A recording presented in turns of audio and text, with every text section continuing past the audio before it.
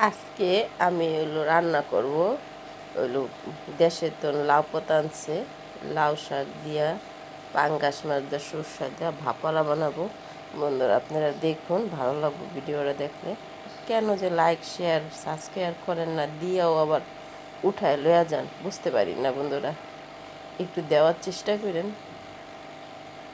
এই যে সরষা দিয়া লাউ শাক দিয়া ভাপা লাউ শাক বানাবো, এই পাঙ্গাস মাছ দিয়া। আদা, রসুন, জিরা, পেঁয়াজ, গরম মশলা, সরষা সব পাটায় বাইটা নেব। এই যে পাঙ্গাস মাছের ভাপাটার ভিতরে আমি বমি মরিচটা বাইটা দেব। এই যে এখন একদম সবগুলো দিয়ে আমি সুন্দর করে মাইখা নেব। এখানে কিন্তু হলুদ ফাঁকি, মরিচ ফাঁকি, লবণ মাইখা নিচ্ছে। এখন সরিষার তেল দিয়ে দেব। এই যে লাউ পাতা, এই যে মাছটা আর মশলাটা দিয়ে দিছি, কিন্তু এখানে একটা কাঁচামরিচ দিতাম, কিন্তু বন্ধুরা এখানে বোম্বাই মরিচ দেওয়া হয়েছে, তাহলে বেশি জাল হয়ে যাবো। তারপর তো একটা বোম্বাই মরিচ দিছি, একদম বেশি কড়া জাল না, তারপর মিডিয়াম জাল। এখন আমি পেঁচা এই যে নিচ্ছি। এখন হলো এরকম সুন্দর করে ধইরা, এরকম করে এই যে এরকম করে ধইরা একদম পেঁচাইয়া দিবেন।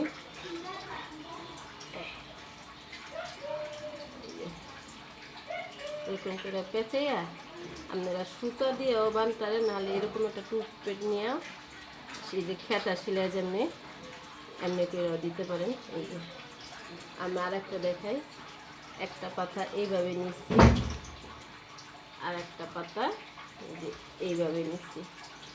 এখন মাছটা দিয়ে দিব, আর হলো মাছের উপরে এই যে মশলা দিয়ে দিলাম।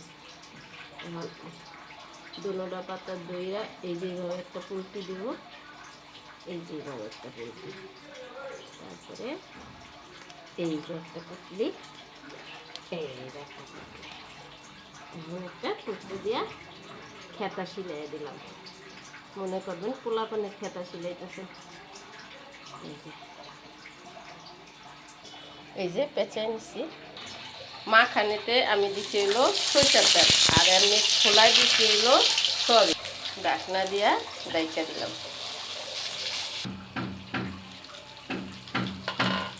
আমাকে বাড়ির উপরে হইলো বাড়ি এলাকায় কাজ করতেছে, এই শব্দ আহে, কোনো ফিলে শব্দটা বন্ধ করা যায় না বন্ধুরা। এই যে উল্টাই দিচ্ছি। এখন আমি একটু আঁচটা কমায় রাখছি, নাহলে পাতাটি পুড়ে যাব।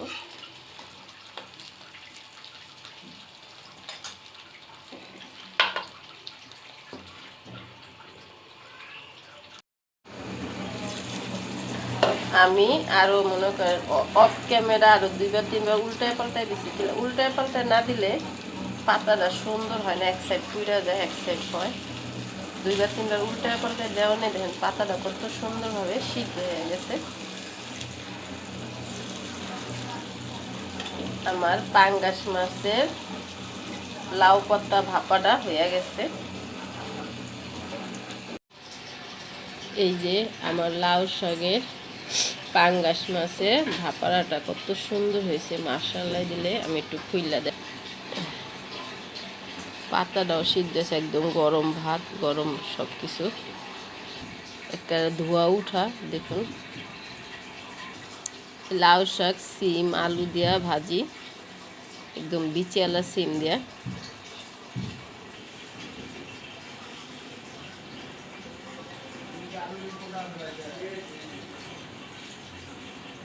বিসমিল্লাহ।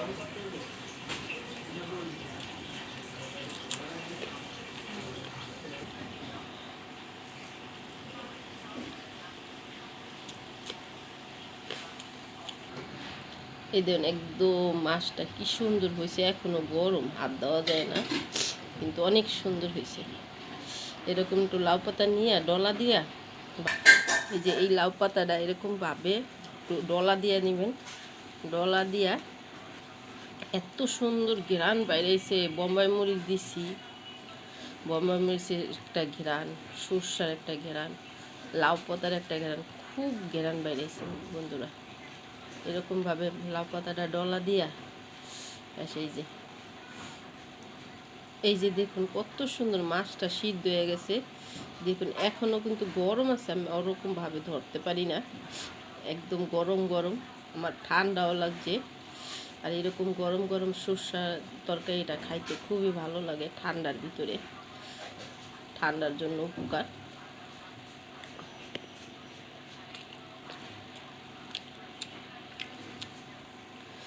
একদম মাছটা দেখুন কি সুন্দর হয়েছে, মাশাআল্লাহ দিলে।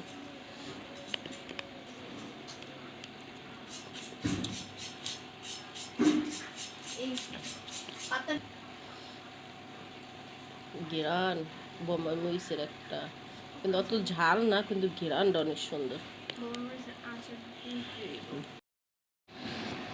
এই সর্ষা আর লাউ পাতার এরকম একটা তরকারি আর কোনো কিছু লাগে না বন্ধুরা। যদি ভিডিওটা ভালো লাগে লাইক শেয়ার সাবস্ক্রাইব করুন বন্ধুরা। আল্লাহ হাফেজ।